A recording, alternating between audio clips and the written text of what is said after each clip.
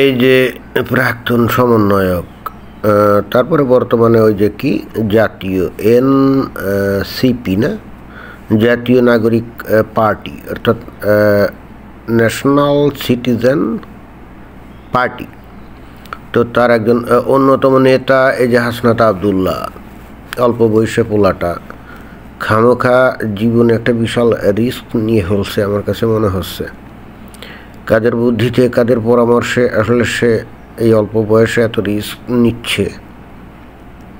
এখনও তার অত জ্ঞানও হয় নাই, অত অভিজ্ঞতাও না, আর জিও পলিটিক্সের সম্পর্কে কোনো আইডিয়া তার আছে তাও মনে হয় না। বাট রিস্ক কিন্তু সে বিশাল নিয়ে ফেলছে। সেনাবাহিনীকে সে চ্যালেঞ্জ করছে। অ্যান্ড বাংলাদেশের সেনাবাহিনী, তারা দেশ বিদেশে তারা বিভিন্ন মিশনে যায়, আর বাংলাদেশের সেনাবাহিনী এটা না চাইলেও পলিটিক্সে ঢুকতে হয়। অর্থাৎ তারা ইচ্ছা না থাকলেও গোটা পৃথিবীতে জিও পলিটিক্স কীভাবে চলে এটা তাদের মাথায় রাখতে হয়।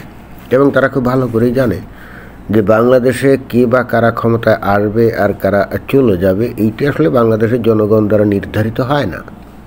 এখানে বহিঃশক্তি, প্রভাবশালী শক্তি আছে, যাদের আসলে অঙ্গুলি হেলনে এবং যাদের পর কারসাজিতে আসলে বাংলাদেশের ক্ষমতার রদবদল হয়। যেমন 5 অগস্ট শেখ হাসিনাকে চলে যেতে হলো, এবং যেখানকার যে তারিখের অভ্যুত্থানের মধ্য দিয়ে এই হাসনাত আবদুল্লাহ সহ আরও কয়েকজন অল্প বয়সে পোলা যারা নাকি নিজেদেরকে সমন্বয়ক পরিচয় দিত, তারা একেবারে হিরো হয়ে গেল, রাইট? এখন এই হিরো যে হলো, এর পেছনেও কিন্তু ছিল আন্তর্জাতিক ষড়যন্ত্র। যেমন আমেরিকার ডিপ স্টেটের একেবারে ডিরেক্ট ইনভলভমেন্ট। তারা এখানে মিলিয়ন মিলিয়ন ডলার খালি খরচই করে নাই, একই সঙ্গে তারা জাতিসংঘকে ব্যবহার করে এই যে সেনাবাহিনীকে সে সময় নিউট্রাল করছিল বলেই তো গণ অভ্যুত্থানটা হয়েছিল, তাই না? 5 আগস্ট বা তার আগে যদি সেনাবাহিনী অ্যাকশনে থাকতো, তাহলে তারা কি গণ অভ্যুত্থান ঘটাতে পারতো না? আর তারা গণ অভ্যুত্থান করার জন্যে তো তারা আন্দোলন শুরু করেও নেই। তাদের আন্দোলন ছিল কোটা আন্দোলন। তো ফাঁক তালে আন্তর্জাতিক নানা রকম ষড়যন্ত্রের কারণে ওই আন্দোলনটাই এক দফা আন্দোলন গণ অভ্যুত্থানের রূপ নেয়।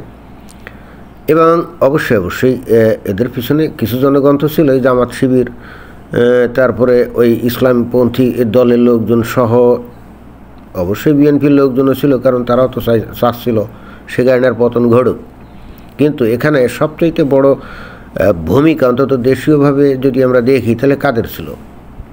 সেনাবাহিনী আসলে একেবারে নিশ্চুপ হয়ে দাঁড়িয়েছিল, যে কারণে কিন্তু শেখ হাসিনাকে চলে যেতে হয়েছিল। এখন একটা অগণতান্ত্রিক রাষ্ট্রে আসলে যে বা যারাই ক্ষমতায় থাকে তারা কিন্তু ক্ষমতা থেকে যায় না। বাংলাদেশের মানুষ গণতান্ত্রিক না। বাংলাদেশ নামকা ওয়াস্তে গণতান্ত্রিক দেশ দাবি করে, বাট বাংলাদেশের মানুষ তো গণতান্ত্রিক না। এবং বাংলাদেশের রাজনৈতিক দলগুলোও কিন্তু গণতান্ত্রিক না। কেউ গণতন্ত্রের চর্চা করে না এবং গণতন্ত্রের অর্থও বোঝে না। কারণ end of the day they are all Muslims, and as for Islam, democracy is 100% হারাম। এবং এই হেতু পৃথিবীর কোনো মুসলিম দেশে কিন্তু গণতন্ত্র নাই, সেটাও কিন্তু বুঝতে হবে। কেন নাই? কারণ এরা তো প্রচণ্ড রকমভাবে ধার্মিক, আর ধর্মীয় কারণে ইসলাম যদি গণতন্ত্রকে সাপোর্ট করে না, সেহেতু এরা মানসিকভাবে কখনোই গণতান্ত্রিক না। এখন পশ্চিমা দেশের কারণে বা পশ্চিমা দেশ কেন যে খামোখা এই মুসলিম দেশগুলোতে গণতন্ত্র চালাতে চায়, এটা আমি ঠিক বুঝি না। আর ঠিক এই কারণেই যত ঝামেলা। তো যাই হোক, তারপরও আবার এই অন্তত বাংলাদেশের ক্ষেত্রে দেখা যায় যে তারা নিজেরা গণতান্ত্রিক যদি নাও হয়, তাহলে তারা কিন্তু নিয়মিত আবার সরকার পরিবর্তন করতে চায়। কিন্তু এটাই আমি বুঝি না, যদি গণতন্ত্রের চর্চা না করে তাহলে নিরপেক্ষতা নির্বাচন তো হয় না। এটা তো কোয়াইট ইম্পসিবল, তাই না? এটা হলো যে অমাবস্যা চাঁদ দেখার মতো একটা ঘটনা। তো যাই হোক, 15-16 বছর ধরে আওয়ামী লীগ ক্ষমতায় ছিল, মানুষজন বিরক্ত হয়ে গেছিলো, তার প্রস্থান চাচ্ছিল, কিন্তু নির্বাচন দিয়ে তো সেটা করা যাচ্ছিল না। তাহলে উপায় গণ অভ্যুত্থান। এবং ঠিক সেই কারণে বাংলাদেশে একটা নিয়মিত বিরতির পরপর কিন্তু বাংলাদেশে গণ অভ্যুত্থান হয়। কারণ নর্মাল ওয়েতে তো ক্ষমতার পরিবর্তন করা যায় না। তাহলে ক্ষমতা পাল্টাতে গেলে কী করতে হবে? গণ অভ্যুত্থান ঘটাতে হবে, এছাড়া তো উপায় নেই। আর সেই গণ অভ্যুত্থানের সময় এই সেনাবাহিনীর একটা উল্লেখযোগ্য ভূমিকা থাকে। তো 5 আগস্ট এই সেনাবাহিনীর সেই ভূমিকা কী ছিল? নীরব। এবং যে কারণে গণ অভ্যুত্থান সফল হলো এবং এই হাসনাত আবদুল্লাহর মতো অন্যান্য অল্প বয়স্ক পোলাপান রাতারাতি একেবারে স্টার বনে গেল, তাই না? মুশকিলটা হচ্ছে এদের বয়স কম, অভিজ্ঞতা কম, জ্ঞানগম্যও কম, জিওপলিটিক্স সম্পর্কে জ্ঞান কম। এখন হঠাৎ করে রাতারাতি স্টার বনে যাওয়াতে এরা চিন্তা করছে এরা বাংলাদেশের দণ্ডমুণ্ডের কর্তা এবং এরা মনে করছে যে এরা এখন যা বলবে তাই হবে। তো যে সেনাবাহিনীর কল্যাণে এরা আসলে আজকে এই যে স্টার বনে গেল, তাই না? তো সেই সেনাবাহিনীর কল্যাণেই কিন্তু এরা বিভিন্ন জায়গায় মিটিংয়ে বিভিন্ন জায়গায় গেছে, সেনাবাহিনী এদেরকে পাহারা দিয়ে নিয়ে গেছে।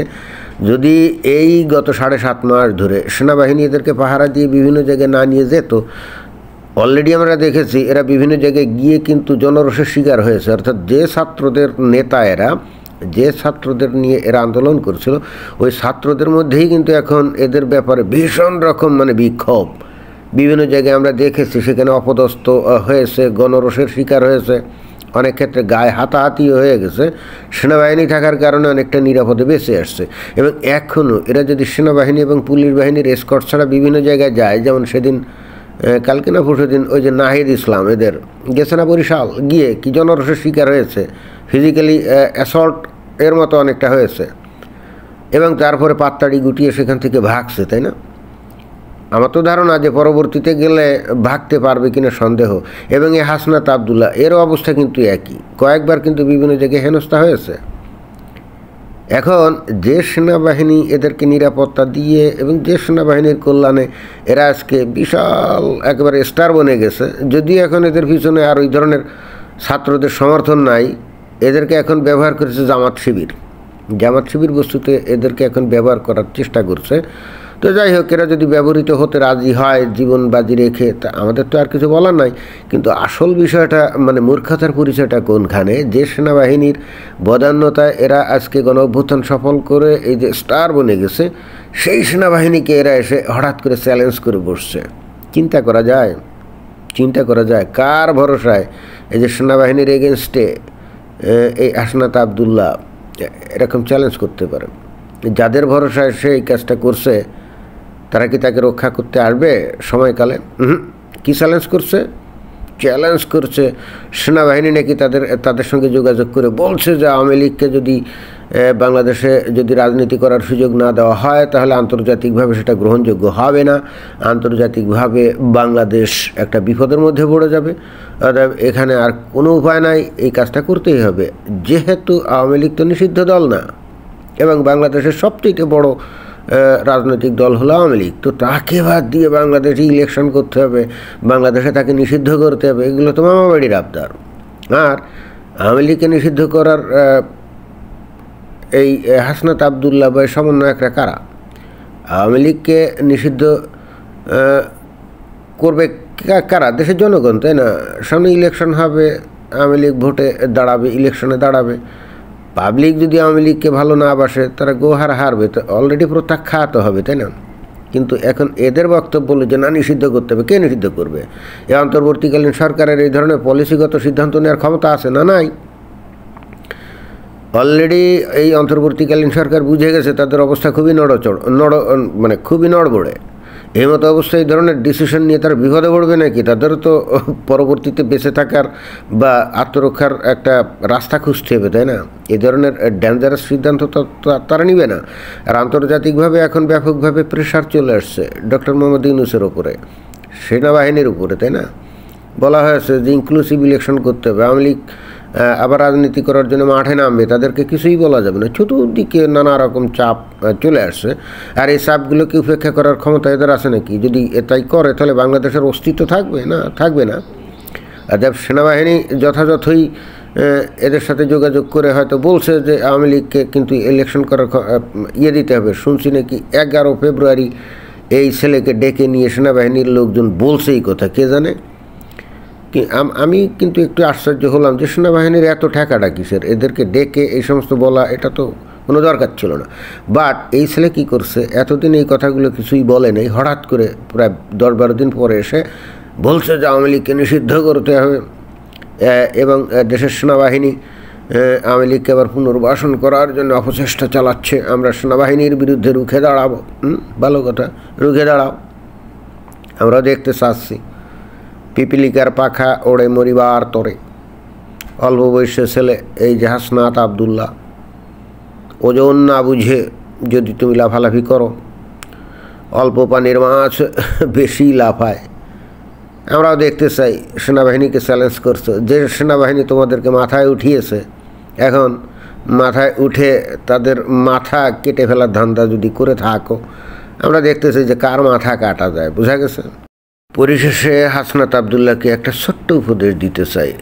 যাদের প্ররোচনায় তুমি নিজের জীবনকে এইভাবে রিস্কের মধ্যে ঠেলে দিচ্ছ, তোমার প্রকৃতি বিপদে তোমাকে রক্ষা করার জন্য কেউ এগিয়ে আসবে না।